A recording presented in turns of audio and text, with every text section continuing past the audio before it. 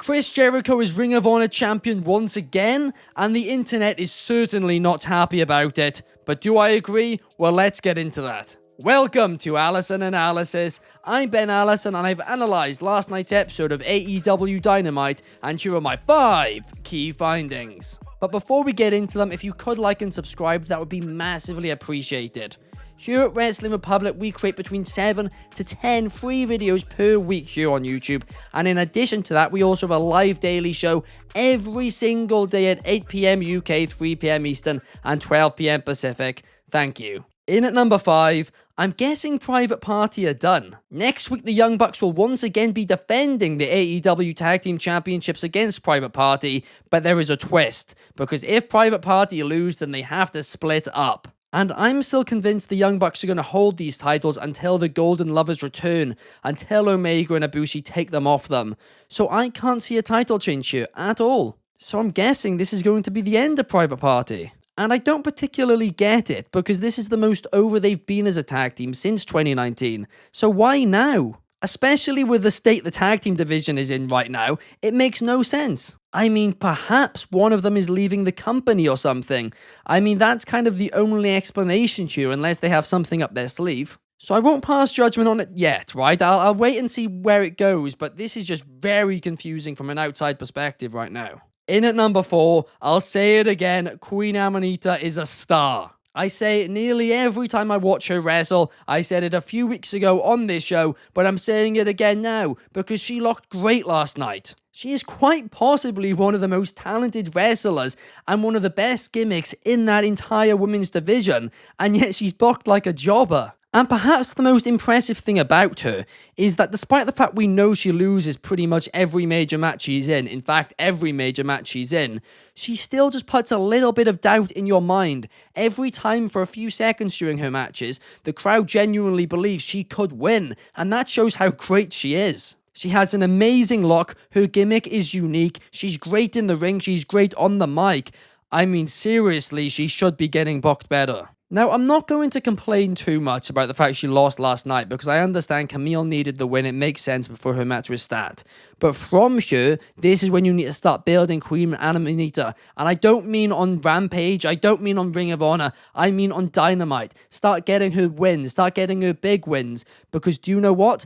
I think she could and probably should be the one to dethrone Mercedes Moné long term. Over the next few months, build her up more and more and more, and eventually she will be at that point, and that's when she can defeat Moné. I'd love it. In at number 3, I thought the Undisputed Kingdom weren't meant to be in the MJF Adam Cole storyline. This story has more 180s than a World Darts tournament. Seriously, they changed their mind on everything. Literally, the first few minutes of Adam Cole's promo last week was explaining why he doesn't need the Undisputed Kingdom, and the fact that he loves them, but he doesn't want them to be involved.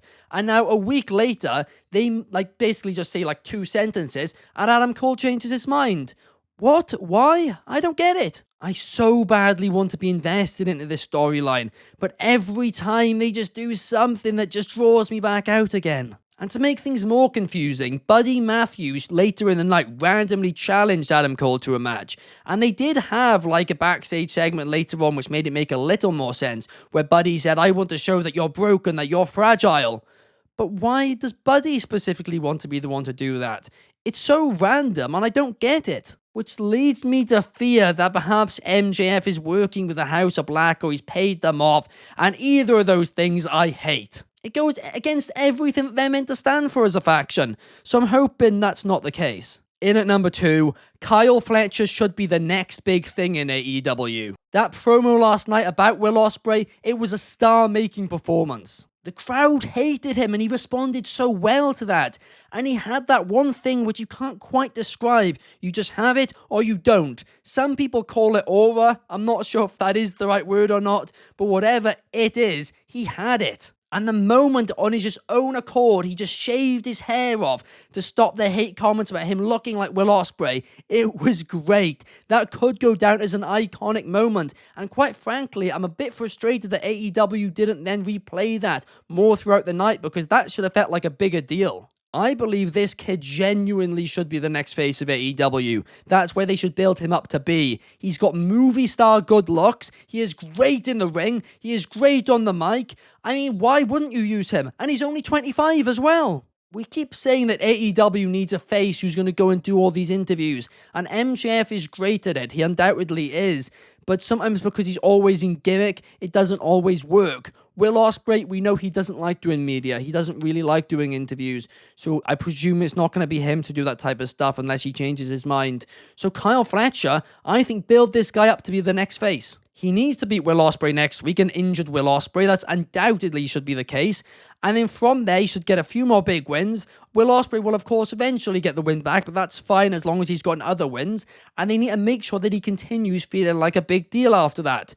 Quite frankly, if Jericho didn't win the Ring of Honor Championship last night, I would be saying at this point that Kyle Fletcher should dethrone Mark Briscoe for that Ring of Honor World title. I just hope they don't rush this. I hope they take the time with him, and I hope they don't forget about him after this storyline, because they have captured a flame with this. Let's not waste it and let it die out. In at number 1, why on earth is Chris Jericho a Ring of Honor champion in 2024? Last night, Chris Jericho defeated Mark Briscoe in a ladder war for the ROH World title, and it was actually a really enjoyable match. I thoroughly enjoyed it, but I hated the result, and so did the rest of the internet wrestling community and the crowd there for that matter. It just makes no sense. Now, don't get me wrong, I do think Jericho gets too much hate, if I'm being honest, right? He still is a draw. Despite what people want to claim, he still factually is a draw for them. He is entertaining, but he doesn't need to be on TV every single week. I don't care if that's his gimmick. That just doesn't need to be the case.